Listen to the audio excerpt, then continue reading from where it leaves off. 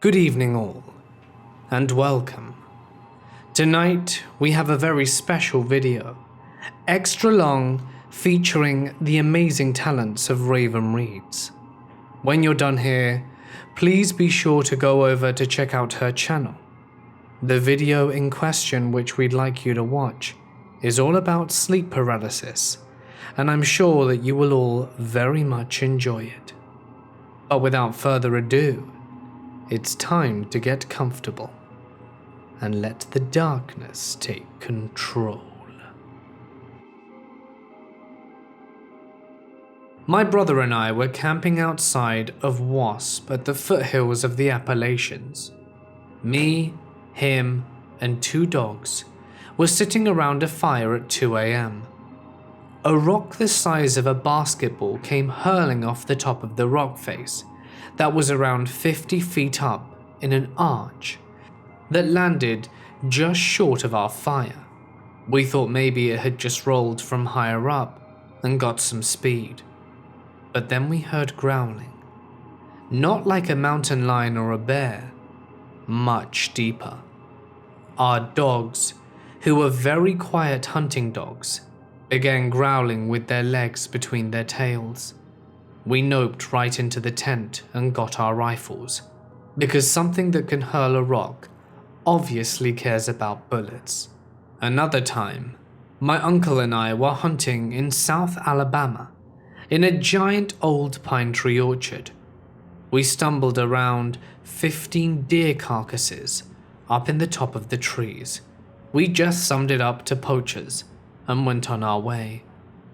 Once we were in the deer stand, we heard screaming like a woman, but it was so guttural it made my skin crawl. And was for the first time in my life, I saw fear in that man's eyes. He looked at me in the face and said, "Screw this," and started packing up our gear. Later on, one of his good friends, a full Native American, explained that it was the sound of a Wendigo. I don't know if he was screwing with us or not, but I've never heard a sound like that before, and it took me a couple of years to go back into the woods before or after daylight again. Last year, I had a very strange experience in a national forest out in California. I was by myself on a road trip with my dog, and I was driving pretty far into Mendocino National Forest. I like to camp in national parks and forests because it's isolated, so my dog can roam, and they're free of charge. A trade-off for sketchy and rough drives into the park sometimes, and a lack of service and assistance. Anyway, I was driving up this dirt road, kind of curling up a mountain, around maybe 5 p.m. It was very nice out, sunny and warm with a slight breeze. Nothing serious happened, but I felt extremely uncomfortable driving into the area, and that feeling did not let up. Driving up the mountain, I felt like I shouldn't stay there, and I even texted my boyfriend about it for as long as I could before my phone completely lost service. I was looking out for a sign of another person, having been around the area lately, but didn't see anything. I pulled over and got out of my car with my dog to look over the edge and noticed a dead squirrel and some broken glass mixed in with the dirt and gravel road. Yucca, my dog, started to growl slightly. She's vocal, but I've almost only ever seen or heard her growl at or with other dogs. I did see her growl at a possum once, so it could be something she smelled, maybe. This place continued to make me feel quite on edge, but I pride myself on being an independent traveler and backpacker, so I decided to continue at least a little bit further with my grumbling pup to see if I could find a good place to camp. I noticed more dead animals, and keep in mind, no one's going to be going more than 5 to 10 miles an hour up this thing. And that's if there's anyone there at all. I hear men's voices. They sounded close, and I thought I should call out to them, so I stopped my car, but then I kind of freeze up, like maybe I shouldn't. I couldn't really make out what they were saying, and I didn't see any signs of people anywhere, so I got back in my car and continued to slowly drive forward and cautiously look for where the voices could have been coming from. I'd never run into other people in a national park or forest when I had gone this deep in. The unsettling feeling started to grow about the voices, which at that point had sort of come and gone a few times, and I gave up and began to circle my car around. I honestly don't remember how Yucca was acting on the way down. I was scared and focused on getting out of there. I just distinctly remember being surprised at her grumbling when we were standing outside of my car. I went back down the mountain, kind of dangerously quickly, not seeing signs of anyone else. I decided to spring for luxury that night and get a hotel. I figured I was just fine. Huge and open spaces can be intimidating, I told myself, and the voices could have been echoing from somewhere very far off and just sounded close. Animals die. Glass gets broken. Nothing happened. It's cool. But I remember this place. It sticks with me. Whenever I'm watching scary movies, if I'm walking my dog in the woods at night, nothing compares to the feeling I had driving up that mountain. And it's honestly kind of interesting to me as well as frightening. I recently happened across some information as well as some Native American lore that made me feel extremely uneasy. Fast forward a year, I have mentioned this place to a few people and the haunting vibes it gave me, but nothing much more. I googled the national park ones and didn't see anything, but it didn't look like much either. I like scary movies and things of that nature, hence my fascination with this little event, so my boyfriend and I were coming up on finishing our road trip just yesterday. We were in Wyoming for a wedding. There were only 2 to 3 hours left and the sun had set, so we decided to put some scary podcasts on and YouTube videos up. We went from the No Sleep podcast to the X-Files and ended up on a True Stories video dealing with Native American lore. I'm half paying attention, petting my dog, playing Pokemon on an emulator, and I hear the narrator mention Wendigos. Very briefly says what they are and casually mentions that they can mimic voices. I mean it when I say that the most horrible chills I have ever had in my life crawl down my spine, and I stare at my boyfriend and ask him if he remembers that national forest I was freaked out about it last year. He says he does, and he reminds me that at the time he had texted me that I was probably close to a Wendigo. He did. I remember him saying that, but I didn't know much about their lore at the time, and I thought he was just being funny. Like, yeah, Bigfoot is probably stalking you, or some other kind of dad joke. And he was like, no, I mean, I was mostly joking, but I said it specifically because you were hearing voices that you couldn't find any source of. I feel pretty strange at this point, and I start Googling Wendigos, Skinwalkers, etc. They are allegedly able to mimic human voices, and they would live in that sort of area, so it all matched up. Obviously, there's a ton of questionable information out there, but I tried to find more reputable websites and authentic experiences. I then specifically looked up missing persons in the area, and the first headline that caught my eye was, "Another family goes missing in Mendocino."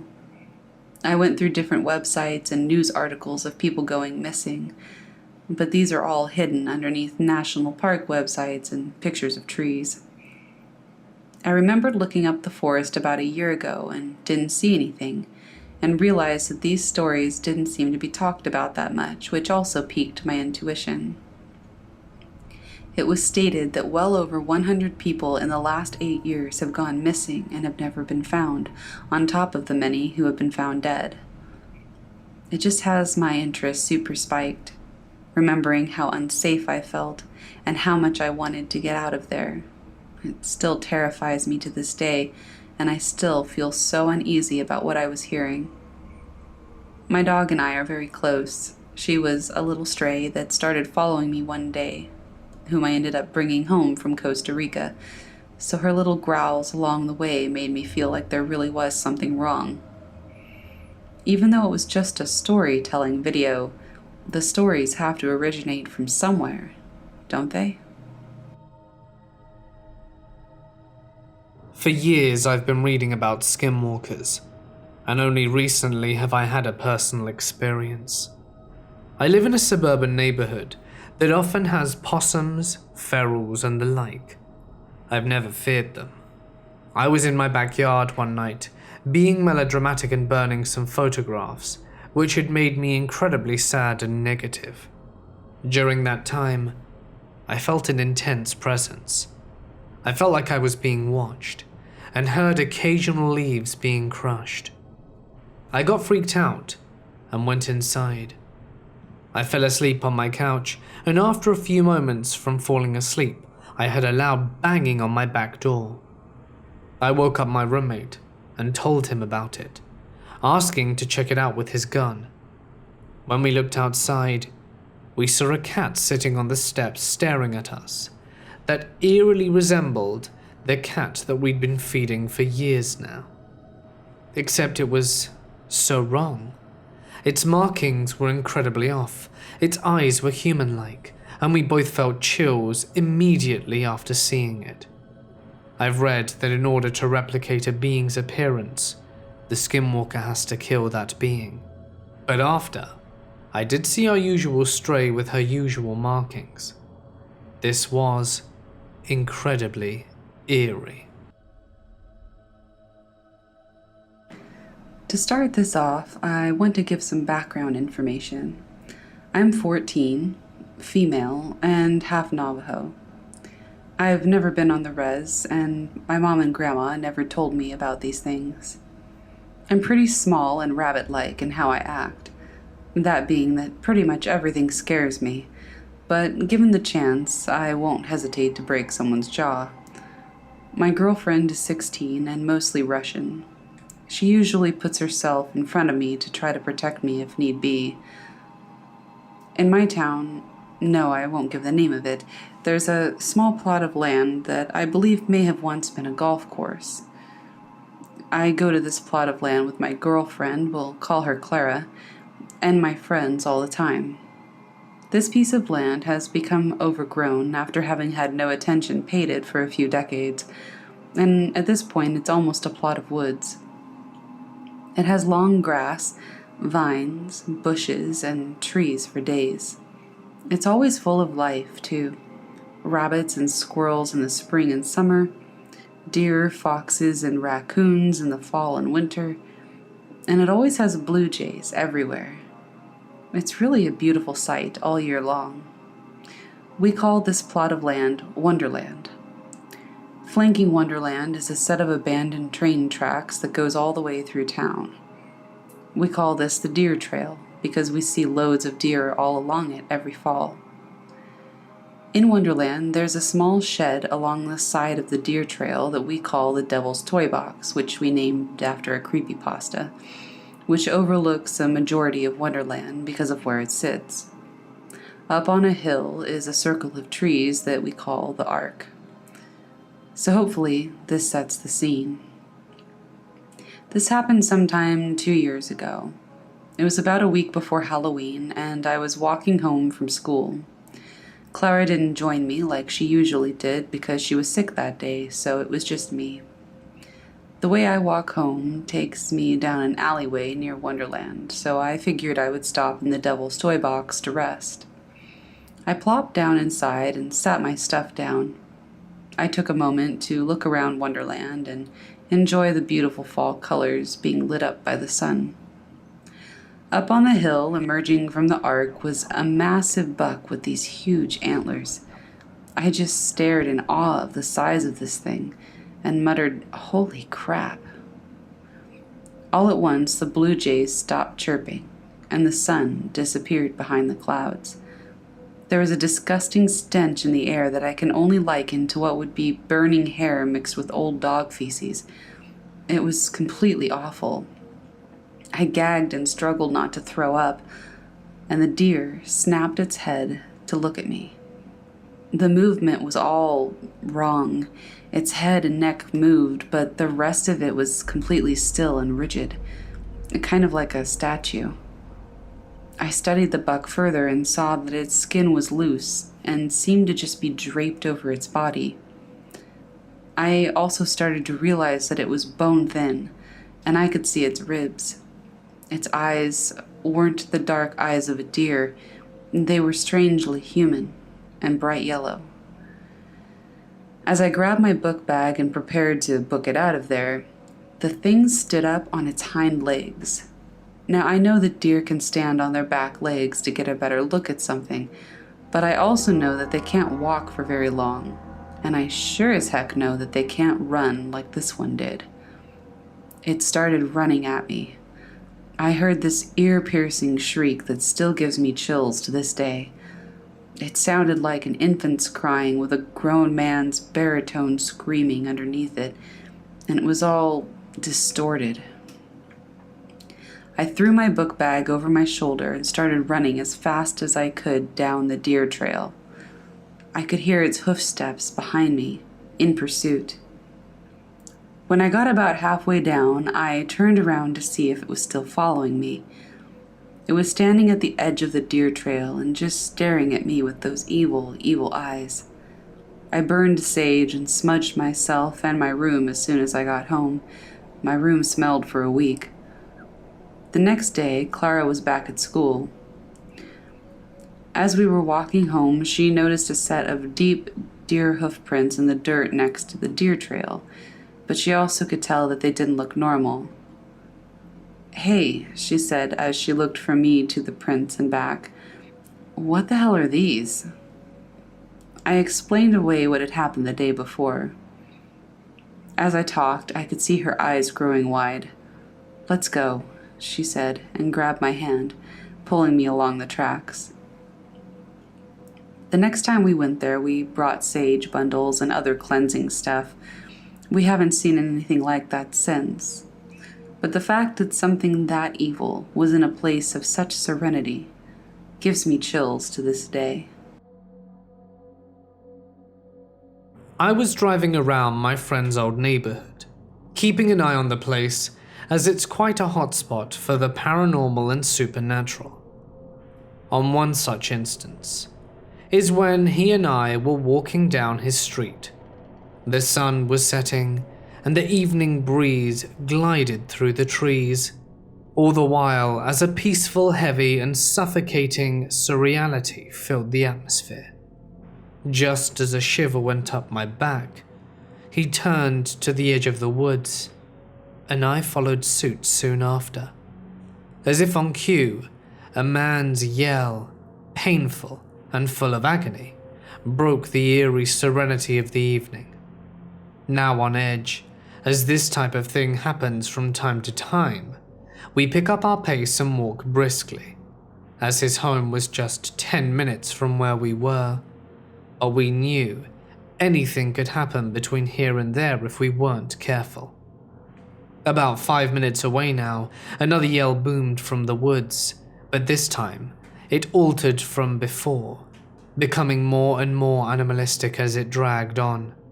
We picked up our pace again, the daylight almost completely gone, and finally reached his front porch. And that's when we heard it, behind us. In the woodline, we heard a screech. An awful combination of a rooster's crow, a goat's bleat, and a dog's bark. After that, whatever it was, hissed and began coming towards us quickly.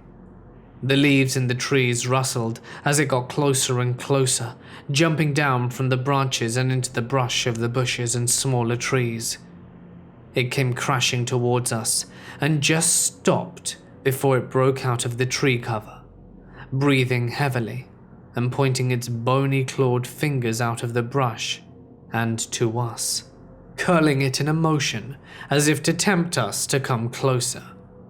After that, my friend unlocked his door and swung it open, both of us stumbling inside and slamming it shut behind us. As soon as we did, whatever that thing was slammed up against it and tried to break it down, if not at the very least frightening us. It then sounded as if it jumped from his porch and back into a tree, dashing back into the woods.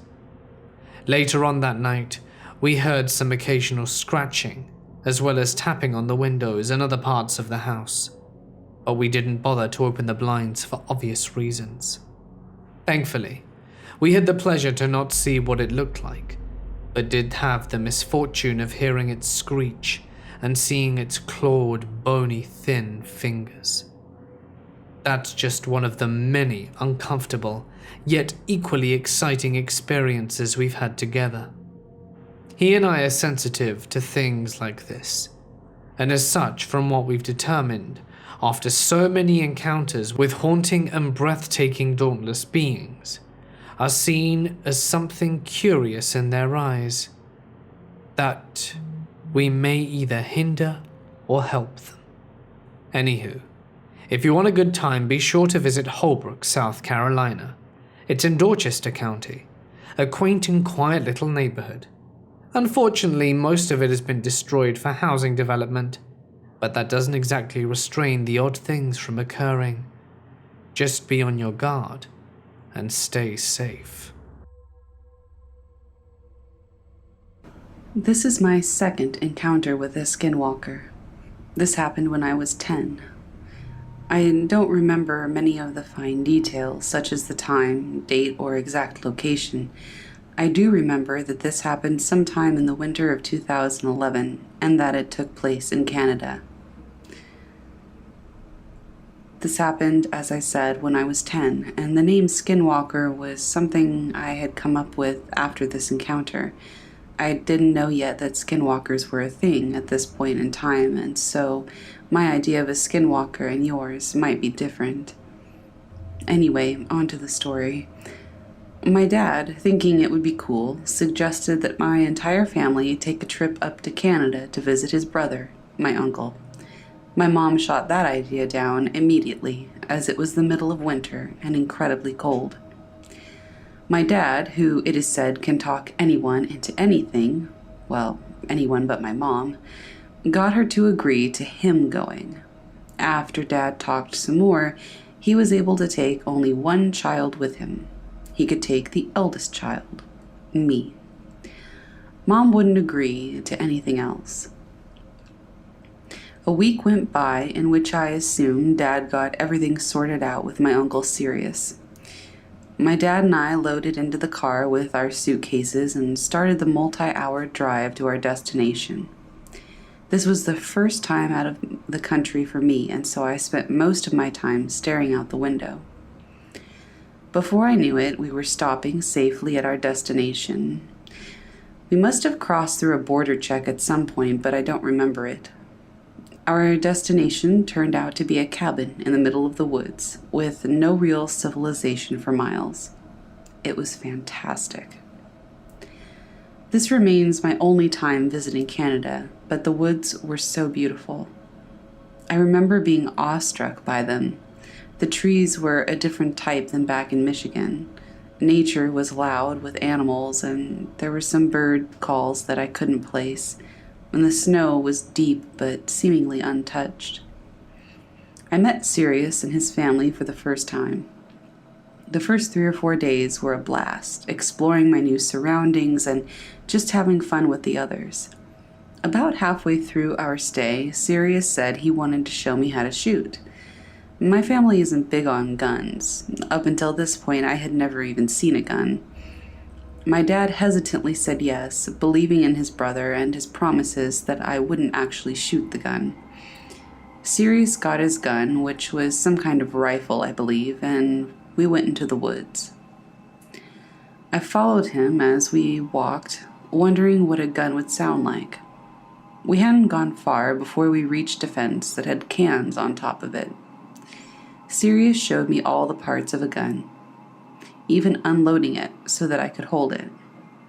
He showed me how to shoot, and I had a good time, even though I wasn't shooting at the cans. An hour or two went by, and soon it started to snow. At this point, both Sirius and I were cold, so we decided to start heading back. I don't know how close we were to the cabin when I saw it. Over some brush, I saw what I thought was a deer standing on its hind legs, walking, just like Sirius and I were. I went running toward it. all the memories of the first time I had seen a skinwalker flooding into my head. Sirius saw me running, and he must have seen what I was running toward. It was massive. He quickly caught up with me and put an arm in front of me to stop me from going any closer. We just watched it for a bit. At first, it had its back turned to us, and I could see that it didn't have a tail. After a few moments, it noticed us and turned. Its ears were round, its nose was too short and pointed, and its eyes were very wide. I could see the whites of its eyes, just like the first time. Other than that, its face was completely different from the first deer I had seen. For one, it was a moose this time, not a deer, and if you're familiar, those two animals don't look anything alike. For another, it looked surprised. The deer I had seen earlier had seen us, but no emotion at all ever crossed its face, not even when my friend's dog Midnight had started barking at it, and it ran. But this moose looked shocked. It looked like it had found an unknown creature. I watched the moose with curiosity and wonder, and the moose looked back at us with something in its eyes that I couldn't place at the time. Years later, when I was 12, I saw the same look in another creature's eyes. That creature was a starved dog, guarding its kill from me as I walked by. That look was hunger. The moose started walking towards us, but it didn't get 3 steps before a sound that I had heard many times that day came to life right next to me. A gunshot. Immediately after the gun was fired, the tree directly behind the moose seemingly exploded. Without a moment's hesitation, the moose turned and ran, faster than anything that size should have been able to move. I didn't watch it run for long because I had fallen over, my ears were ringing. I had been wearing earmuffs while Sirius was shooting earlier, but I had taken them off while we were walking back. The ringing gave way to a splitting headache faster than I think it should have looking back. I've heard that being close to a gun when fired can leave you close to death for a while, but the ringing seemed to wear off after just a few minutes. Sirius was in front of me when he shot. Maybe that had something to do with it, I don't know. Anyway, once it was evident that my hearing was back, Sirius made me promise not to tell anyone anything that had just happened. Of course, me being 10, as soon as we walked in the door, I said, "Dad, me and Sirius saw a moose. It was standing just like a man, just like the deer." I remember Sirius saying something like, "This kid's got one hell of an imagination," and my dad just laughing. I have tried talking to Sirius about this, but he always just avoids the subject, and he's even gone so far as to hang up on me when I tried pushing for more information. I'm a native in the Kiowa tribe. Whether this has any bearing on the occurrence that I'm about to describe, I don't know. It's merely for descriptive purposes. In any case, I grew up in a housing addition where most of the Kiowas in my hometown live since the addition was built. There were several other kids my age who lived there as well. It consists of 3 streets connected by 2 streets on either side. My grandma lives on one of the corners at the end of the middle street. The street that connects all 3 main streets is bordered by a standard-sized farmer barbed wire fence, with farmers' properties on either side. There's a street lamp on the corner just outside my grandma's house. One night when I was about 15 or so, I was out under that lamp with 2 friends, talking and joking and whatnot. Suddenly, I notice an animal-like figure sitting by the fence in the corner, where the other main street starts. There's a street lamp, and there's a well, but the figure was sitting in a spot that was obscured by shadows caused by a couple of large trees with overhanging branches. It is facing away from the fence. It's very still and makes no sound. It appears to be all black, sits on its hind legs like a canine, and I can clearly see into its eyes, emitting a soft, yellow glow. I point it out to my friend and ask, "What is that?" They turn to look, and we all stare, trying to make sense of it. It looks straight at us for a few seconds that seem like an eternity. Then in one fluid motion, turning while it jumps over the fence, which is a good 5 feet high, it disappears into the darkness, making no sound, though there was only tall grass and fallen leaves and branches on the other side of the fence. Needless to say, we noped right out of there and went to my friend's grandma's house on the street on the far end of where we saw the creature. My family was at powwow, so nobody was at my grandma's house, and there was no way I was staying there alone after that. We told my friend's grandma what we saw, and she told us there are many mysterious things in the dark in the area of Oklahoma, and that we should just be glad that it wasn't malignant. There are many strange things that happen out there. I've grown up with loads more stories from aunts, uncles, and grandparents. I don't think I want to know what it was.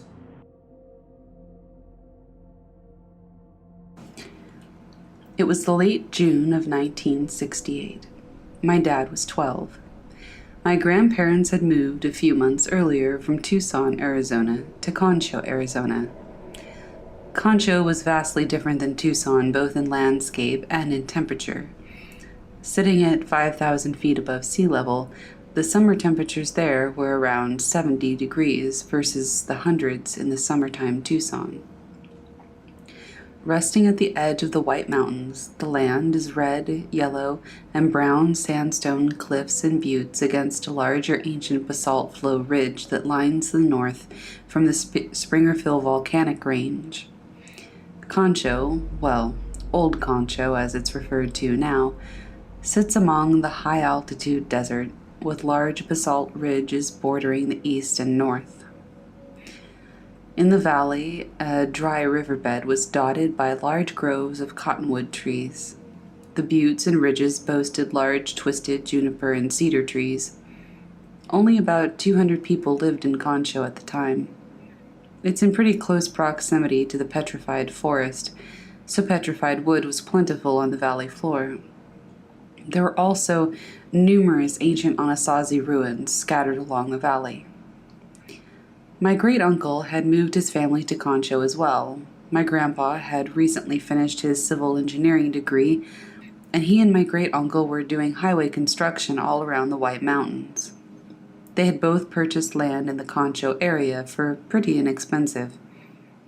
My great-uncle had 2 sons who were a year older and a year younger than my dad. Their names were Tony and Zach. Tony was 13 and Zach was 11. My dad and his cousins were inseparable. They would spend their days exploring the surrounding landscapes, accompanied by my dad's American bulldog, Sarge.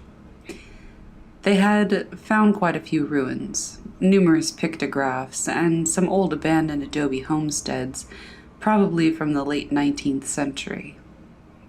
Every morning, weather permitting, they would load up their bags with canteens, bologna sandwiches, and head out into the wilderness to play and explore. My grandparents' and great-aunt and uncle's rule for the children was to always return by sunset. As my dad recalls, on one particular summer morning they had hiked west toward the edge of the giant basalt ridge to explore. After going for about a mile or so, they came upon an arroyo running adjacent to the ridge. Large black boulders and giant slabs of sandstone peppered the wash. The banks were pretty steep, but they would have to cross it if they wanted to explore the ridge on the other side. They made their way down slowly. Once in the arroyo, they realized that the opposite bank was too steep to climb, so they started following it west to find a better place to climb up. My dad said that as soon as they got into the riverbed, he started getting an unnerving feeling like they were being watched. He said it was extremely quiet. No birds or cicadas chirping. It was hot as well, and no breeze stirred the air. The further they walked down the wash, the more of a sense of urgency began to build in his gut. He didn't say anything, though, for fear that his cousins would laugh at him. About a half a mile or so down the wash, it made a bend around a large volcanic boulder. Suddenly, Sarge began a low growl, his hair standing up on his back. This startled all three of the kids. Looking around, they didn't see anything, so encouraging the dog, they moved closer to the bend. Sarge stayed rooted to the spot, growling and snarling and barking.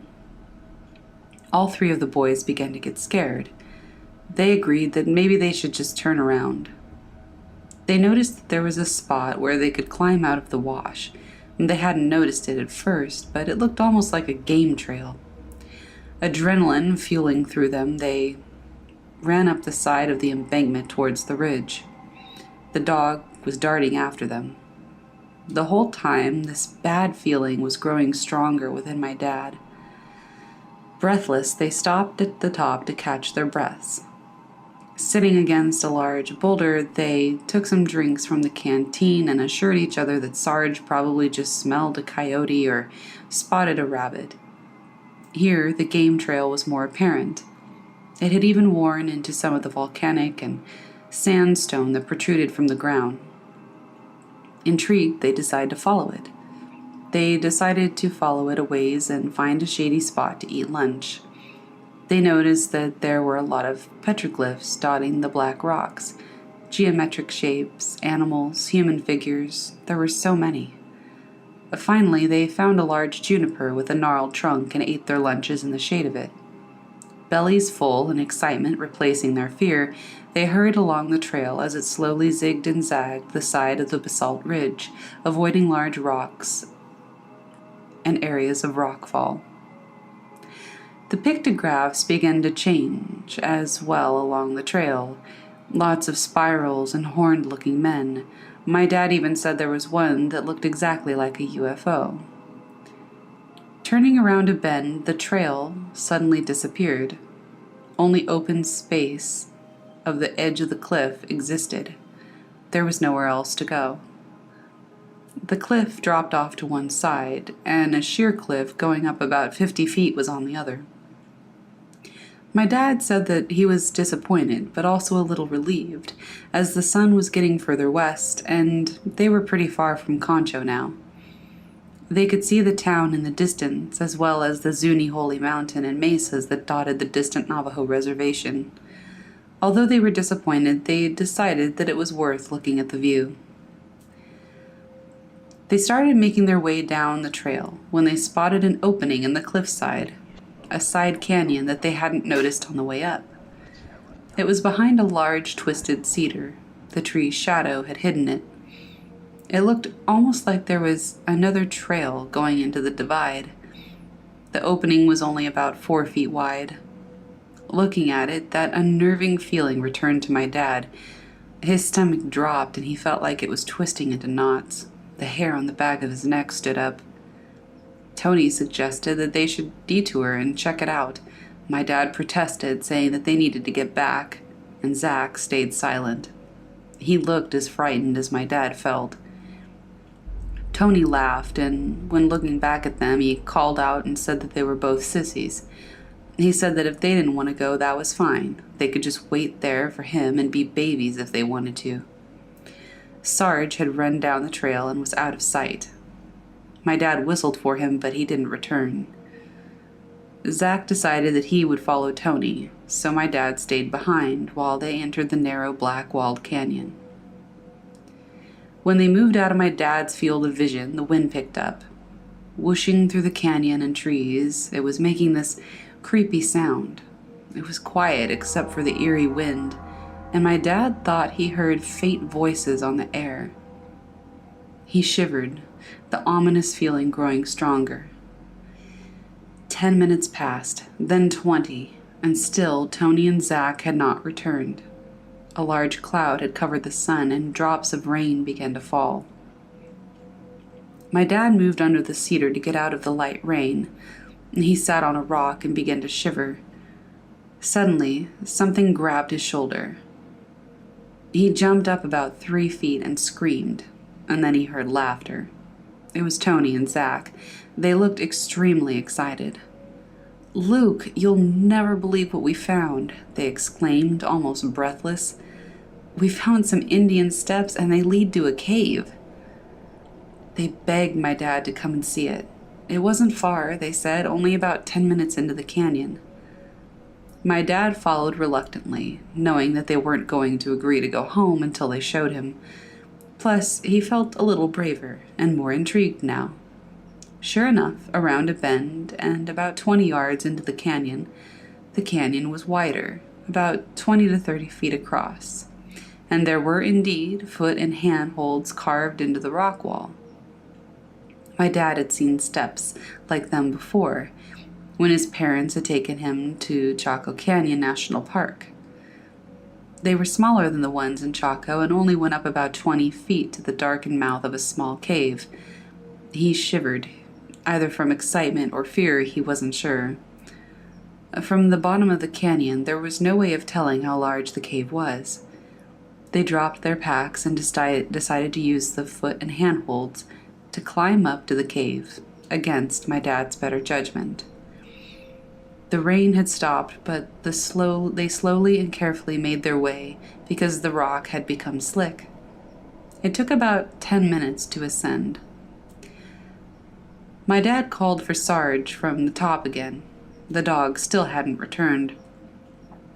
The cave was much larger and deeper than they expected, and the entrance was decorated with hundreds of petroglyphs. The light didn't penetrate very far in, but they could see light in the distance from an opening in the roof, so they entered. Light adjusting to the dark, they started to notice that the ground was covered with objects. As their night vision increased in clarity, they saw what looked like rocks and debris, now revealed to be pots. Beautifully painted pots of all shapes and sizes. Black on white, painted with geometric patterns and animals. Red pots, even some yellow ones. Large corrugated pots holding dried corn and crusty squash and beans. There were also pots filled with arrowheads and beads, drums and flutes. They didn't touch anything and kept walking deeper into the cave. They looked around in shock and awe. They had just discovered something big. Something very big. They moved hurriedly now towards the second bit of light streaming from a crack in the roof. The cave was littered with all sorts of artifacts. Stone axes, pots of all shapes, colors, and sizes. They felt as though they had just stumbled upon King Tut's tomb. As they passed under the crack, they noticed now that there were objects in alcoves in the wall. My dad moved closer to one, and his blood froze. He was looking at a human body.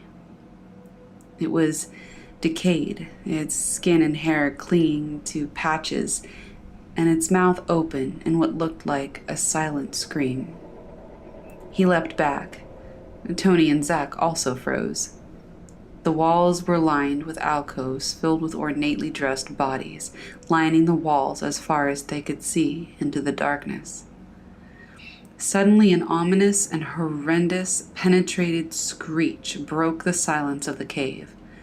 All 3 boys jumped, and my dad, looking in the direction from where the sound had come, saw 2 red and glowing eyes. He froze, locked in place by those glowing red eyes. Suddenly the cave was washed over with the stench of decay and death. The eyes began to move toward the boys slowly. Another hideous growl and screech jolted them from being petrified in place. The eyes were moving fast now, right towards them, and they heard thudding of running footfall. They turned and tore out of the cave as fast as they could. They ran as fast as their legs could carry them in a blind panic. The entrance to the cave was maybe 30 yards away.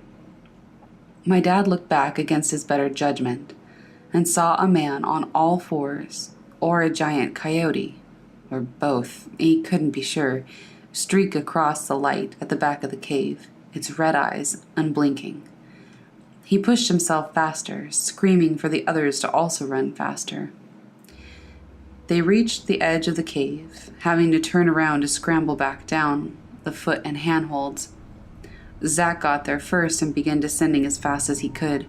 Tony was next, his face a wash of horror as he went down the face. My dad's heart was hammering into his brain by now. He turned and saw the eyes only about 20 feet from him. The stench of decay was overpowering. It made his stomach turn. Fast as he could, he placed his feet in the first set of footholds and started clambering down the rock face. He could hear the creature's breath now, even feel it. It was at the edge. He refused to look up, trying to concentrate on the hand and footholds. He heard Tony scream from below him and looked to see Tony loose his handhold and slip about 5 feet from the bottom. He landed on his side and began to howl in pain. My dad slowed himself a bit, still not daring to look up. After what seemed like an eternity, he leapt from the cliffside down the last 2 feet. Zach was helping Tony to his feet, and Tony was frozen looking at the cave and ancient staircase, all the color gone from his face. My dad was in a full panic, and, not looking, grabbed Tony and helped Zach drag him away. They flew down the little canyon.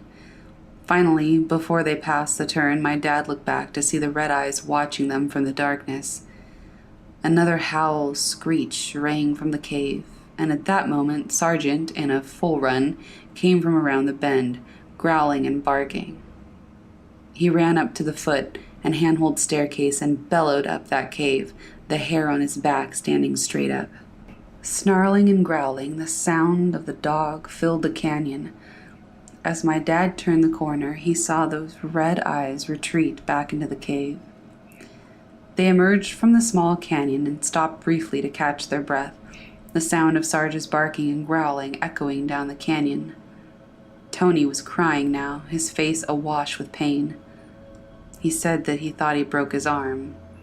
Zach was silent. My dad asked Tony if he could make it home.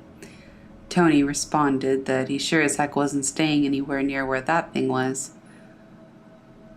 Suddenly, a shrill cry came from the canyon. It was a dog in pain. My dad cried out to Sarge, but Tony and Zach had started running down the trail. My dad screamed out again, tears welling in his eyes. There was no response. It was silent. My dad called out, "Sarge! Come, Sarge!" Still nothing. Suddenly, my dad thought he heard something, and he looked up to the entrance of the canyon. Footfall? No, it sounded like drums. My dad sat there in confusion. Drums? Was he losing his mind? The drums were getting louder. He couldn't find Sarge, but he knew that he couldn't leave him. My dad saw Zach tearing up, back on the trail. "Luke, we have to go," he said. The drums were louder, and he could hear a faint chanting.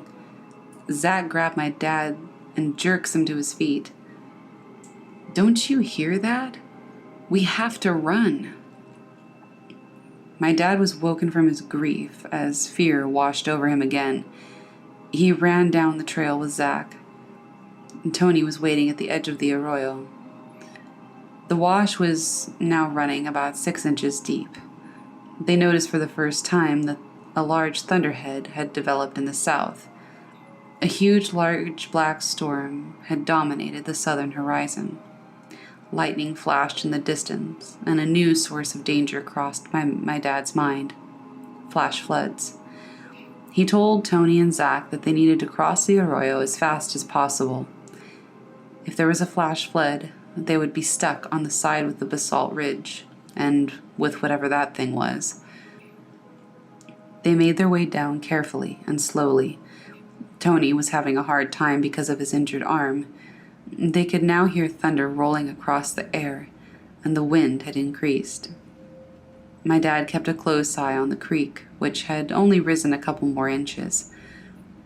They made it all the way down and across the creek. The place where they crossed was only 30 yards or so ahead, so they scrambled their way towards it. The water was rising at an alarming rate. They were going as fast as their legs could carry them, and through their exhaustion, they pushed on. Suddenly, my dad, who was bringing up the rear, hears a loud splashing and panting coming from behind him. His heart dropped.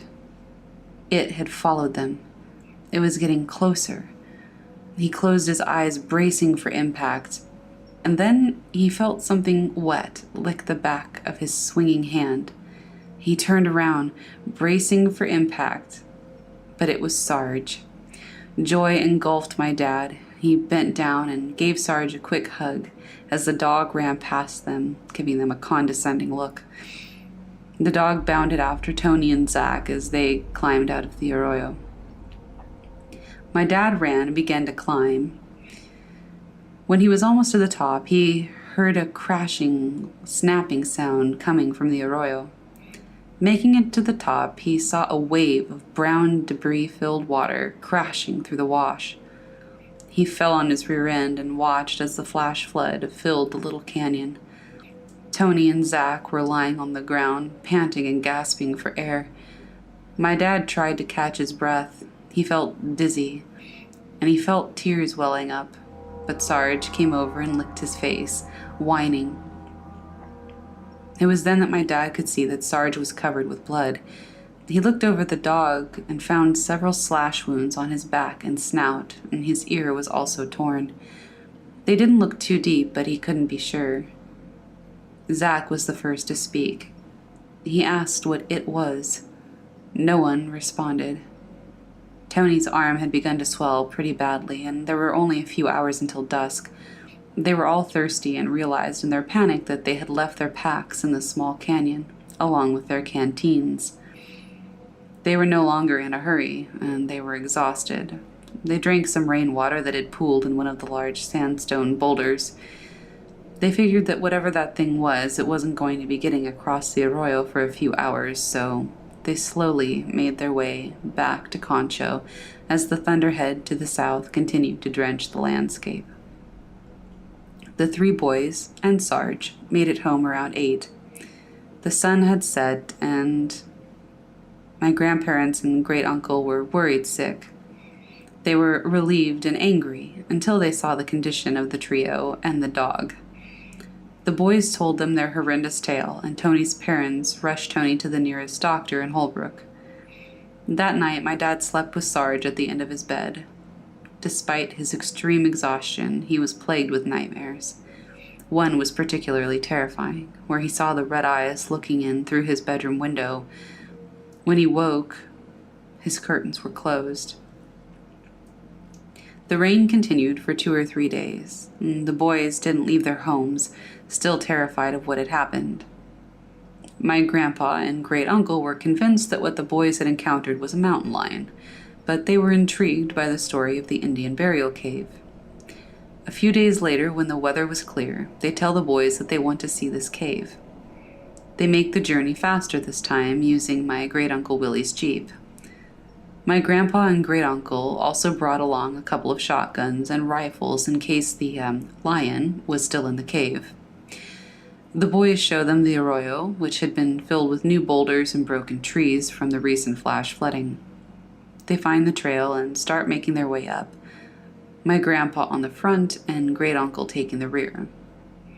They find the boys' packs caught in a cedar bush. They've been shredded and are in tatters. My grandpa figures they must have been caught by another flood and ended up in the trees. They finally make it to the little hidden canyon, which had been blocked by a juniper that was washed down during the rain. My grandpa and great-uncle get the log out of the way, and then they go up to the canyon to the Indian staircase. When they look up, though, they can make out the darkness of the cave. The water washed away all signs of the boys' previous passage. My grandpa figures maybe at this time of day the cave is more illuminated, so he and my great-uncle climb up the foot and handholds to the top. The boys waited at the bottom, having no desire to go back up there. It was only my dad and Zach this time. Tony did break his arm, and he had to stay home. My grandpa called down for them to climb up. They did it as they were told, even though they didn't want to. When my dad reached the top, he is absolutely stunned. The cave is gone. It's only a 20-foot rock alcove next to black basalt cliff covered with petroglyphs. He's confused, and he looked wordlessly around. He went over to the wall looking for cracks or seams, and he saw nothing. My grandpa and great-uncle questioned the boys. Were they making these stories up? No, they weren't. Something attacked Sarge, and the boys hadn't made that up. They concluded that the boys must have just forgotten where the cave was. The dads weren't mad, it's a neat area. They figured that maybe some other weekend they'll look for the real cave again, but my dad and Zach know that this is where the cave was. There was no doubt in their minds. They found their packs and even passed by the UFO petroglyph, but of course they couldn't convince the adults. So they make their way to the Jeep that's parked on the far bank of the arroyo. As they load up, the sun was sinking low in the western sky. My dad looked back at the basalt ridge, wondering if, just maybe, it was all a dream. Maybe it was some shared hallucination. Something in the shadow of the cliff caught his eye. He squinted against the sun and saw 2 red shining eyes looking back at him.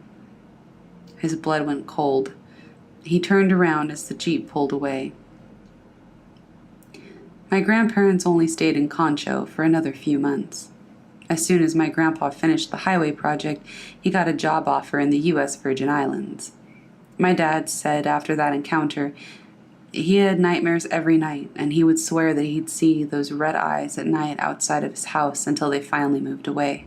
My dad never had a nightmare about the eyes again after that, but it wasn't his last encounter with the red-eyed creature. He saw it once more when he was an adult, but that's a story for another time. In high school, my buddies and I used to boat at Lake Powell during the summers, and we would camp at Lone Rock and hang out in Page, Arizona at night. One night, a local took us to the trading post on the edge of a reservation down there. On our way, our teenage tour guide was trying to spook us with some crazy native stories, telling us about the old medicine men and the lone rider. We had already heard of some bad omens, like a coyote crossing your path, but none of us were very superstitious. When we arrive, we find ourselves around several abandoned buildings, half falling apart, but still had a few walls standing. It was dark at 2 a.m., but you could see some graffiti and broken bottles on the ground. The structures weren't very tall, but instead were built down into holes in the ground.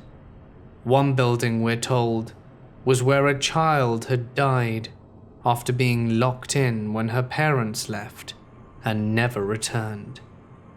We all feel a little eerie, but jokingly try to startle each other or pretend we heard something from inside one of the dark buildings.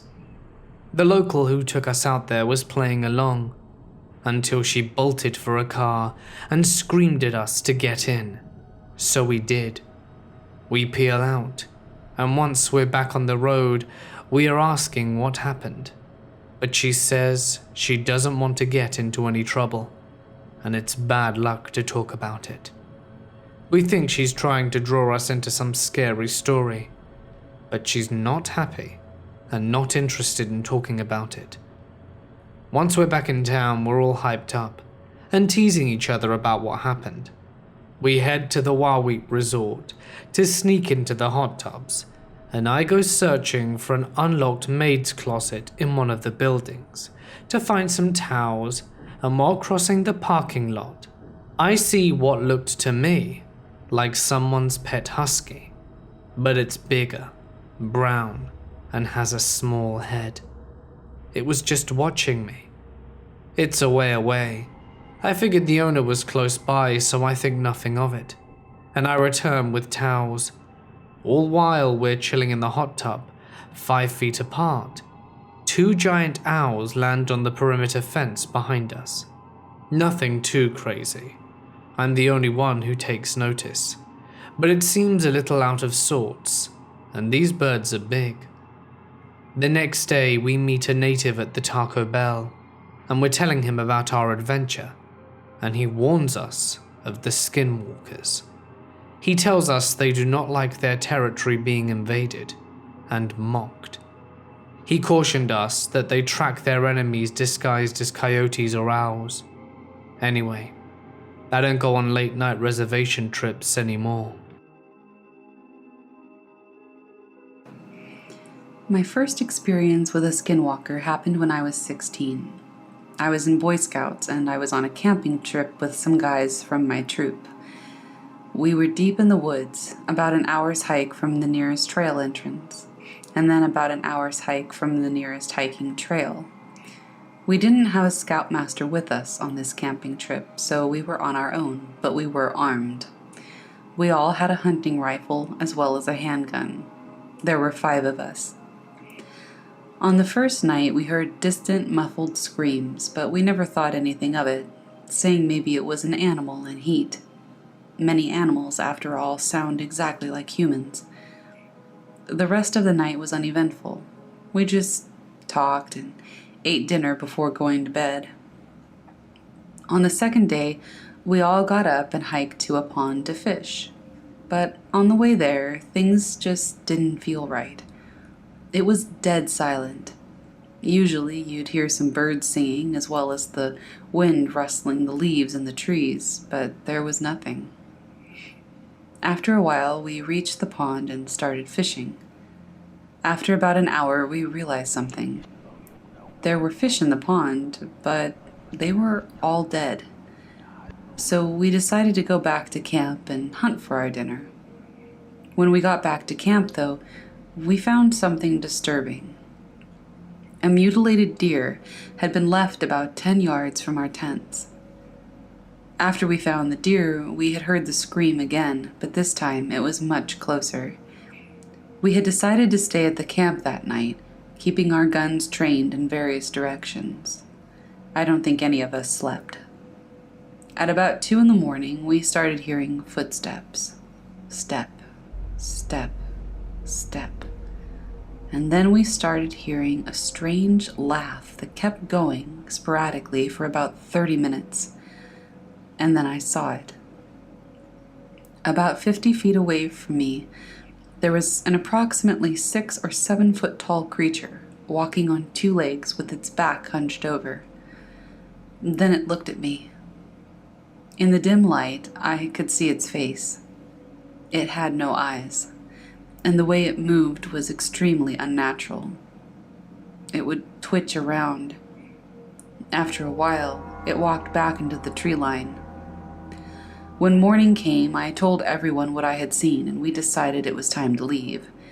Fortunately for us, the hike back to the car we came in was uneventful, at least until we reached the car. As we approached, we realized that a deer's head had been left on the hood of our car. Needless to say, we never went back there again. Over the span of a week, I've had a number of strange encounters.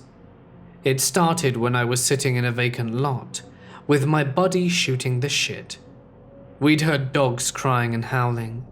We made a few jokes out of it, but then we watched a deer walk out, and it just didn't look right. It looked like something trying to look like a deer. Its legs didn't move right, and it looked like it was drunk. The deer eventually takes off, and we start to hear the dogs howling and sounding distressed. I was thoroughly spooked. Being native, I've heard plenty of spooky stories about skinwalkers, and as I started to drive, we both noted a putrid smell. The following night, as we were driving through town, I smelt it again. Rotten meat is the best description I have at the moment.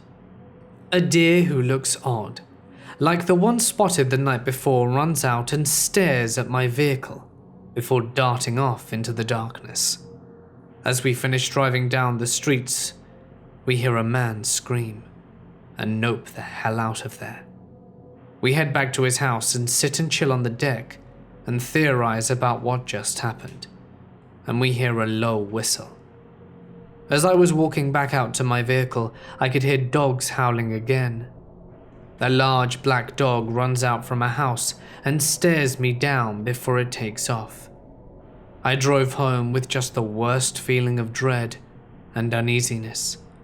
I worked the next night as a security guard and had a small area to patrol, literally 2 trailers of equipment.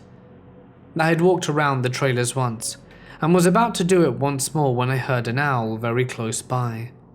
I kept walking and found a large feather in between these trailers. I was just there. It was laying right where I had shined my flashlight and seen nothing. I went home and was laying in bed and heard something walking around smacking the side of my house and heard something trying to open my bedroom window. I'm trying to be as rational as I can, but I'm starting to get freaked out. Could it potentially be a Skinwalker?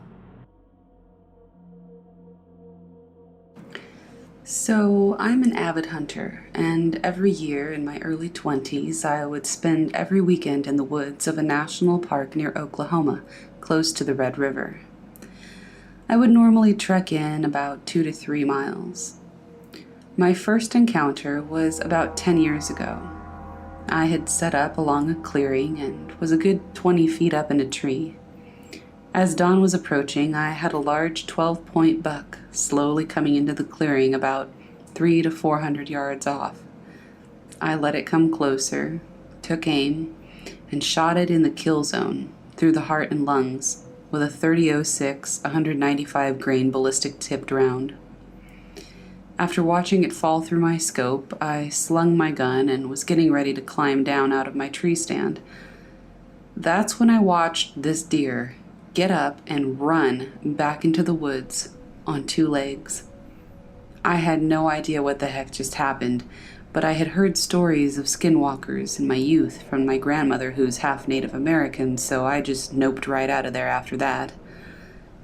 A few years later, I was hunting in the same area, and I had set up my stand and ladder the previous day. Around midnight, I hiked out to my stand so I could be ready for dawn. I got into my stand around 2 a.m. and was waiting patiently. After a couple of hours, around 6 a.m. or so, 30 minutes until sunup, I heard something grab a hold of my ladder, and then it sounded like something was climbing my ladder. I pointed my rifle straight down and fired. I hit something on my first shot and heard a scream, so naturally, I emptied the rifle, still pointing straight down my ladder. I didn't dare look down for fear of what I had heard in stories of locking eyes with skinwalkers. I pulled out my .357 Magnum revolver and proceeded to empty the cylinder towards the sound of the movement that I heard, and once that was spent, I reloaded it and continued the barrage. There was still something out there, and I could hear it. I had 1 gun with ammo left, and so I pulled out my 9mm that I kept with me for self-defense. You know, just in case. I fired a few rounds down toward the noise I heard, and then I waited till morning, a few rounds left in my 9mm, clutching it for dear life. When morning came, I looked at my surroundings and climbed out of my tree. Around my tree stand was a dark blackish blood, and it went off deeper into the woods. I hiked to the trail as fast as I could, and when I got there, I saw someone else in the distance. He was going the same direction I was, and he also looked scared. I reloaded all my guns while he was closing the distance, and once he got closer, I asked him if he was heading out too. He told me he had heard a lot of gunshots earlier and a scream. I asked him where he was posted up, and he pointed in the direction that I saw the blood trail go. He said he heard something run by him after the gunshots stopped, and when dawn hit, he saw something animalistic running around on 2 legs. I got his name, we'll call him Jim, and he told me that we should get out of the woods. He was a native to the area and half Cherokee, and told me that if what he saw was what he thought it was, we needed to leave. We got out of the woods. Surprisingly, we both parked in the same area, and we shared a beer, and around noon we summoned up the courage to go back for our things. After a slow hike, we went to my first stand. My steel ladder that was secured by ratchet straps and bungees to the tree was ripped from the tree. It was bent and torn up. My tree stand is still in that tree to this day, I assume. He looked at the blood trail and went white. The tracks were a mixture of human and canine. We made it to his tree stand after a bit. He was only 800 feet away from where I was, surprisingly. His gear was strewn across the forest floor like mine, a bent ladder, but unlike my tree stand. His had been ripped off the tree and thrown. We both left the area and went back to our vehicles. So after that last encounter, Jim and I traded phone numbers and hung out when I went up there to hunt. It kind of became a thing to go hunting together. He knew the woods better than I did there, and he was good company. We generally put our stands close together, or we hunted back to back in a blind over the 2 years that we hunted together. If one of us had a shot when we were in the blind, we would signal to the other with a tap on the back from our elbow. That morning, both of us had a shot. We both fired. I hit the doe I was aiming at, square in the chest. As it went down, it turned and ran on its back legs, dead sprinting into the woods. Jim's quarry did the same after he hit it.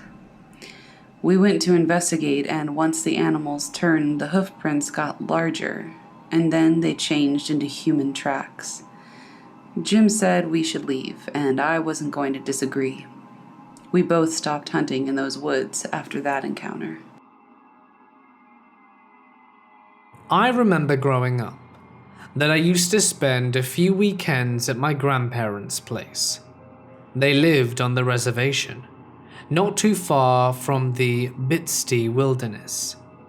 My grandpa used to have these 3 dogs. He called them his protectors. He used to tell me that they were his alarm system, and they would alert him if anything approached the house.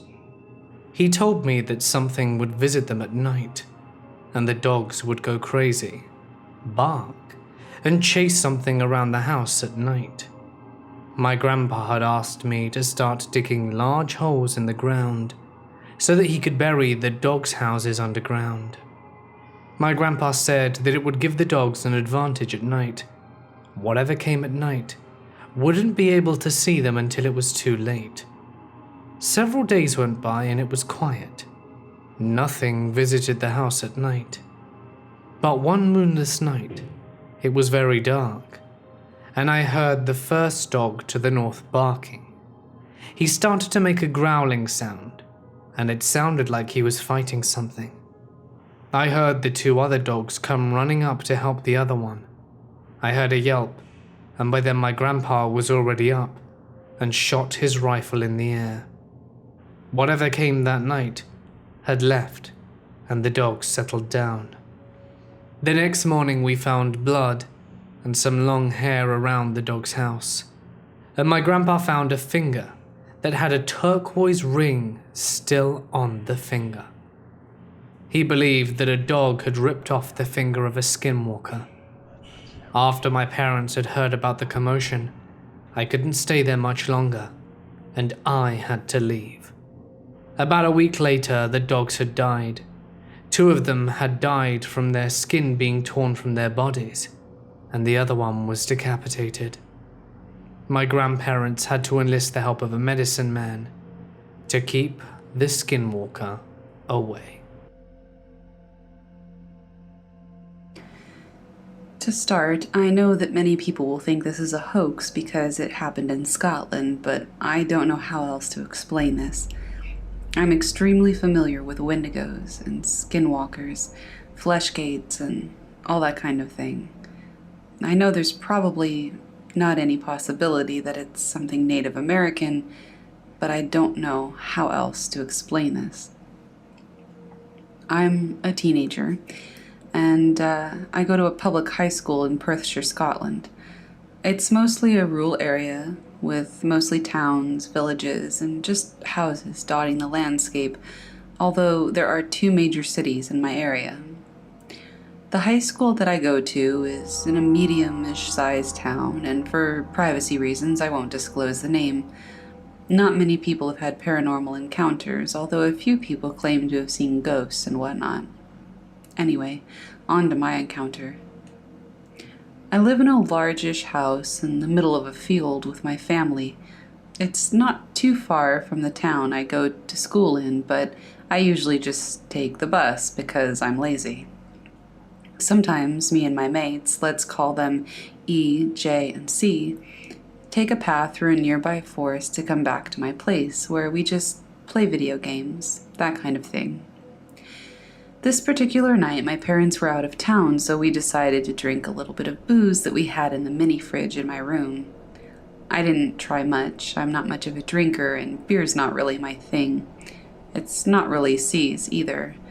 E and J, on the other hand, went all out. It got really late, or rather early, and they decided to leave and head home. I said goodbye to them and headed back up to my room to play some more video games. About half an hour later, I heard a loud banging on my door. It was J and E. I let them in, and they started panicking. C goes home a different way to them, and he lives a little bit closer than the others. E and J said that they were walking through the woods and saw a tall, skinny-looking guy pelting it toward them. They panicked and legged it back to my house, while the skinny guy gave chase. My mind went back to when another friend, somewhat of a paranormal buff, told me about wendigos and skinwalkers. I called 999 and said that a prowler was looking around our house and had chased my friends back to my house. I gave the operator my address and said that they'd have a car or two to my house in half an hour, maybe an hour or so. Apparently there was a big traffic incident that was holding them up. In the meantime, she said, arm yourselves, lock all the doors and windows, and lock yourself in a room. We did that, grabbing knives from the kitchen and barricading ourselves inside my bedroom. After a while, we heard heavy footsteps around our house, and thinking it was the police, I peered out of the window. What I saw, I'll never forget. It was E.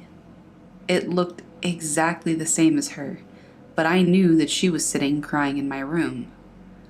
I freaked out, and it saw me. What the hell is that thing? Whatever was outside could speak, and it sounded exactly like Jay. See, I wasn't the one that had asked the question. It did, in Jay's voice. I knew it was a skinwalker. I remember the description from my horror weirdo friend. It looked like my friend, but sounded like my other friend. It must have been confused, and that made it even scarier. We heard sirens, and the thing ran off into the woods. We told the police officers everything, and they checked it out. The officers left after saying that the woods were clear, and as they walked back to their car, I heard one of them mutter something about stupid prank callers. After they left, we heard an inhuman shriek, but sort of human-like in the same sense. We didn't sleep at all that night. I firmly believe that what we saw was a skinwalker, and I hope to God Almighty that I never have to face that bloody thing again. This morning, I left the house early, 4:45 to be exact. I had an early appointment and needed to drive about 3 hours to get to my destination. I usually take the main roads, but I decided to take the back roads that drive through an Indian reservation. That road would save me about 45 minutes, and I would have plenty of time when I get to my appointment. I have heard the stories about skinwalkers, and I never thought I'd see one. This morning, I'm sure I did. I was driving about 60 on a reservation road when I came across a herd of horses. I slowed down, thinking that a horse might cross my path and that I might have an accident. I didn't see any other cars on that road. Something caught the corner of my eye. It was something shadowy and moving beside my car. I turned to look at it, and it was just outside my view, and I looked into the mirror. That's when I saw a face. It looked like an old woman. The face was painted white. It looked horrible. It was ghastly, very wicked and ugly looking. I looked away and screamed and slammed on the gas. I was in full panic, with no intention of looking back, and I kept driving as quickly as I could. I was a mess. I wanted to cry and pull over and try to get some composure, but I wouldn't dare stop on that road. I finally made it to the main road, and I felt at ease that there were more cars on the road. My heart was racing, and I was having a panic attack. I'll never take that road again. I have no idea what I saw, but I'm guessing that it was a skinwalker. This is possibly one of the most recent encounters I've had. Last night was a cold one, even for South Carolina, and my friend and I had just come from downtown Charleston. Oddly enough, we were on the hunt for any unnatural things, hoping that we'd attract yet another set of terrifying or suspenseful circumstances. Suffice it to say, our wish had been granted. My friend and I had a long day, filled to the brim with fun and adventure. Investigations and whimsical things abounded. After we had spent most of the day in downtown, enjoying the frigid breeze and watching the rough waters roll against the docks, we decided it was best to head back before nightfall. Some time had passed, and we eventually arrived back in our city of Somerville, but our appetite for the supernatural and otherworldly hadn't yet been sated, so we decided to drive around and look for a newer town that had been added close to us, the town of Summers Corner. It was a nice town, sure enough, but the energy there had felt weird. Atmospherically speaking, it was heavy and almost suffocating. That wouldn't deter us, as we are quite the resilient bunch, always moving forward, keeping a smile on our faces, even if the circumstances are pure, unadulterated agony. About half an hour into the drive, we discovered a street called Navajo Boulevard, which had immediately piqued our interests, as the name itself is similar to the Native American tribes of the Navajo people. The exact people who hold within their traditions one of the scariest entities to haunt our world. The Yinal Dolshi, or the Skinwalker. So, we start to drive down the road. It's dark, and the energy there is thicker than the rest of the road. We had our windows down so that we could truly feel the atmosphere and its energy, its vibrancy, and we were not disappointed. Immediately, we felt watched, not by multiple things, but by one entity. This entity did not want us there at all, and we felt it come closer to us. Its presence was intimidating, quite malicious as well, and it put us on edge, our eyes peeled and ourselves readied for whatever might happen next. The night grew quiet, all noise ceased, and silence fell around the surrounding area. Where there had been no wind prior, a heavy gust slammed itself against the side of my car and nearly shoved it off its left side. That's when we knew in earnest that this was no mere entity. Just then, we saw a face in front of our flickering headlights, grotesque, reddened with malice and spiteful things. Its eyes as pale and silver as the moon gazed into our souls, sending nothing but fear throughout our entire bodies. We were motionless now, shrinking into our seats as this abomination grew closer and manifested more into view. Its unhinged jaw let out a horrific scream, much like the first one I had heard, long ago, of a dog's bark, a goat's bleat, and a fox's scream all in one. Enough was enough. I put the car into reverse and we drove out of there. Unfortunately, the feeling was only intensified as we got back onto the road and sped away, the intensity and dread growing ever more as it gained speed, another gust of wind slamming into the car. Suddenly, my friend had yelled for me to look out the window, right behind my seatbelt on the outside of the car. That's when I saw this awful thing in its entirety. Reddish pale skin, eyes that seemed to have no end, with goat and reptilian-like slits in the pupils. Two stubby little horns adorned its head, sprouting out from atop a brow ridge and rising just above its forehead. It opened its mouth and revealed rows of sharp, gnarled teeth. A hand with long, blood-stained claws scratched at the glass, making us scream. My foot pressed the gas pedal as hard as it could. As we were about to drive out of the neighborhood, the thing just smiled at us and then faded away, the breeze scattering the leaves on the road against where it had been perched on my car's side. It was gone, but we heard a very audible whisper tell us that it had been seeing us real soon, and then all was quiet again. The heavy energy subsiding and gaining some neutrality as the night dragged on. All of this goes to show that my friend and I, just because we'd experienced our fair share of unnatural things, hadn't seen it all. There's always something else out there, waiting to show us more of the true world we live in, the world that we share with these entities, beings that cross from their veil and into ours. I live in the countryside, in an old cottage on its own, surrounded by forest and fields. There's a dirt road about 8 miles long, which takes you to a small town called Bampton, in Oxfordshire. It was about 11 p.m, and I went out with my dog to take him on a walk, as I had been at work all day and hadn't done it yet. So anyway, we were going down the dirt road when my dog froze. And no matter how many times I said his name, he ignored me. All of a sudden I turn to see this deer thing looking at me. Half-dead face, and it had blood and flesh falling off its leg.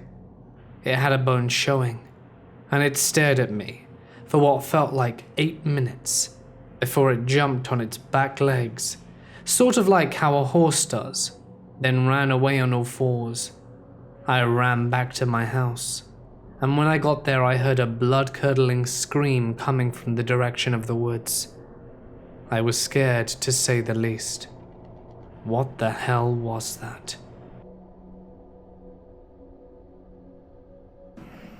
This is the story of my first encounter with an odd creature I grew to call a Skinwalker. I didn't start calling them that until I came face to face with a second one, and I didn't even know then that Skinwalkers were already a thing. So if this doesn't sound like a proper Skinwalker, that's why. I am now 16, but this happened when I was 9. At the time, I lived in a very, very small town in Michigan called Stockbridge. It's literally not even on the map. The town lays outside of a semi-thick woods. At least it did. I've been told by my dad that much of it was cut down. My house was on the outskirts of town, near the woods. There wasn't much to do in town.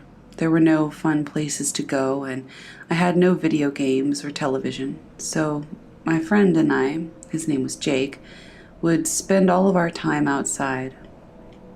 As this was the case, both our parents were comfortable with us being outside without supervision, and they would pretty much let us do what we wanted.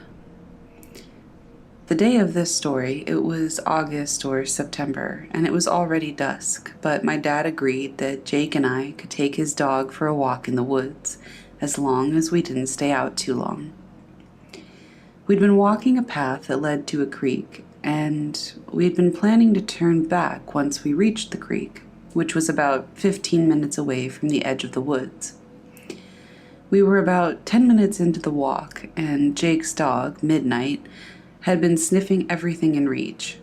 He was a well-trained dog most of the time. We could walk him through the woods without a leash, but before the walk, we had gotten him ready, and he was really excited and still hadn't calmed down completely. A small animal, a squirrel or maybe a rabbit, had crossed the trail ahead of us, saw Midnight, and ran back the way it came. Midnight, still a bit hyper, bolted after it, ignoring Jake's cries for him to come back. Jake and I ran after Midnight as fast as we could, but we soon lost sight of him and only had the noise of his barks to follow. The chase lasted a few minutes until we caught up to Midnight. Thankfully, he had stopped to sniff at a tree. We took a few moments to catch our breath before we turned to follow the path we had made, crashing through the underbrush. Midnight was now walking happily beside us. We hadn't gone very far when Midnight stopped, sniffing the air. Once again, he turned and ran into the foliage, only this time he wasn't wagging his tail or barking, just running. Again, we chased him, but he wasn't going that fast, and he kept slowing down, like he wanted us to follow him. We stopped on a small hill that overlooked a clearing. All of a sudden, Midnight started to quietly growl, and his fur started to raise. I remember being confused because I couldn't see anything. The noise of movement reached my ears, and as I looked in the direction of the noise, a deer crawled into the clearing. This deer crawled, not limped, not walked. It crawled like a child. I remember being transfixed on this deer. I saw that it had no tail, and that its face and body was oddly human. Its eyes were a bit too wide, its nose a bit too short and pointed, its ears a bit too circular. At one point it got so close I could see that around the pupils its eyes were white, and being able to see this is not normal for a deer. None of us made a sound, not even Midnight. As it crawled around the clearing, it must have seen us, but I guess it didn't give a damn as long as we didn't disturb it. After it made its way around the clearing 3 times, it came closer toward the middle. It slowly raised itself to be standing on all 4 legs. Once it did that, it stretched its front legs out for a few moments, like a cat. Once done stretching, it raised its front legs, kind of like a horse can. Unlike a horse, it raised until its back was straight and its arms fell to its side. Midnight started barking like someone was trying to kill him. He sounded angry and dangerous. He sounded like this whenever he sensed danger. This was not the first or the last time I heard Midnight bark like that, and it didn't even cause me to look at him. Instead, I continued staring, unblinkingly, at the deer, who was now staring back at us. His eyes were wider than they had been a moment before, and it froze like a deer caught in the headlights of a car. After an unknown amount of time, Midnight's barking and the deer's staring, the deer turned and started running on 2 legs through the woods. It ran like a man, arms swinging slightly up and down like a person's can do. It was faster than anything I've ever seen. Faster than any deer once it hears a gunshot. Minutes passed, and we all just stood there, staring now at the area the deer had run. Soon Jake turned to Midnight, who was now relaxed, and told him to walk with us.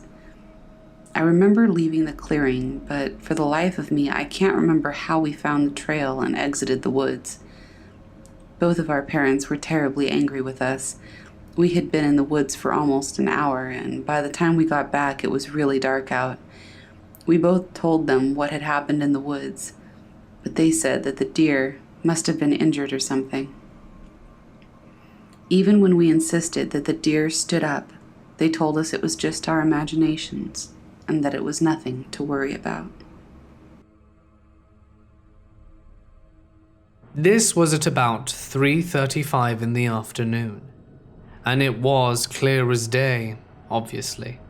And I live in Harriman, Utah. It's known for skinwalkers, especially Skinwalker Ranch. But I am very sure of what I saw. My mum and I had just got back from picking me up from school, and we also got McDonald's on our way back. My house has these huge windows that face the mountain, because we basically live on it, and there are only a few other things behind us. But I was just enjoying eating my McDonald's and watching the TV, when I saw a large, dark figure running on the mountain. This thing was taller than the trees, which were about 8 feet tall, and was running faster than a human can through trees and sagebrush type weeds. At first I thought nothing of it, because I assumed it must be an elk or something. Then I realized it was running on 2 legs, and the last time I checked, elk or deer don't run on 2 legs. I began freaking out, and to this day still don't know what it was. I ran to get my stepdad's binoculars, but it was already too late. Could it be a skinwalker? So I used to live in northern Arizona in a town called Page. The town is on Lake Powell and nearby Horseshoe Bend, which are both massive tourist attractions recently. It also happens to border the Navajo Reservation and has a population that is majority native. I'm currently 18. I moved away less than a month ago, so I've essentially lived my whole life in the town. I've heard stories, many stories, from my friends and their parents as well, but these 2 stories are my actual experiences. The first story happened probably a year and a half ago. Since Page is a 60-mile drive from the next closest town, the nearby area is very popular among locals for jackrabbit, coyote, and bobcat hunting. This particular day, I was out on my own, pretty far back on some of the local dirt trails, pretty recently after I had started hunting myself. My target was coyotes, and this was before I had a call, so I had to look for them or bait them. And my firearm of choice was a Springfield Saint AR-15, loaded with American Eagle 55 grain AP shells, which, yes, is an important detail. It was probably around noon, and I had wandered down into a wash that ran up to and across the bottom of one of the sandstone cliff sides of the area. While walking through the wash, I scared probably the biggest coyote I had ever seen up the side of the cliff face. As it was scaling, I took 3 shots at it, and I was able to hit it at least once because it started bleeding quite profusely as it made its way up and over the top of the cliff. I gave pursuit and probably scaled the fence in 3 to 4 minutes of winded climbing. At the top, the cliff turned into a flat mesa, covered by shrubs and dried-up bushes, probably about knee-height at most. I'm 5'10", so not very tall. With no coyote in sight, I started to follow the blood trail. After about 20 minutes of following, I was very confused and somewhat concerned. The blood trail was still thick. Too much was being spilled to allow the coyote to continue a straight sprint for that long, and I was hunting with a round that would drop a mountain lion in its tracks. After about 10 more minutes, the tracks from the coyote met up with the tracks from what I'm still assuming were goat tracks. And this is where I turned and got the hell out of there. Both tracks were recent, deep, and the sand was still loose enough to fall when I knelt down to look at them. The tracks split from each other, the coyotes going far off to the left, and the goats going far off to the right. The blood trail, though, no longer followed the tracks of the coyote, but instead indicated that the goat had been shot. My tracks led down another wash known in the area for being bad news, so I got back to my truck pretty fast after that.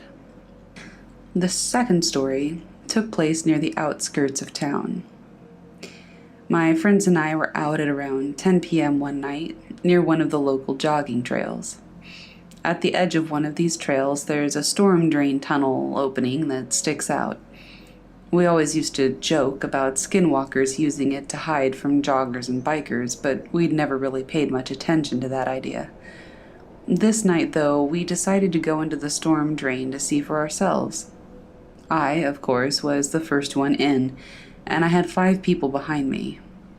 We were probably 300 feet in when I heard what sounded like claws scraping against concrete ahead of me. I could only see about 50 feet in front of me with my light, so I shushed everyone behind me. As soon as we got quiet, a moan resonated through the tunnel. I've never backtracked on all 4 so fast in all my life. The storm drain leads to a nearby road, which the people who were too scared to go into the tunnel were looking at, but they weren't on the road or anywhere near the opening of the road. In fact, they were even taking Snapchats at the time of the noise, showing us that number 1, it wasn't them who had made the noise, and number 2, there were no cars on the road at the time. I can't prove that they were skinwalkers, but they definitely weren't any person or animal I've ever encountered in my lifetime. Hey guys, it's Raven from Raven Reads, and thank you so much for listening to tonight's tales.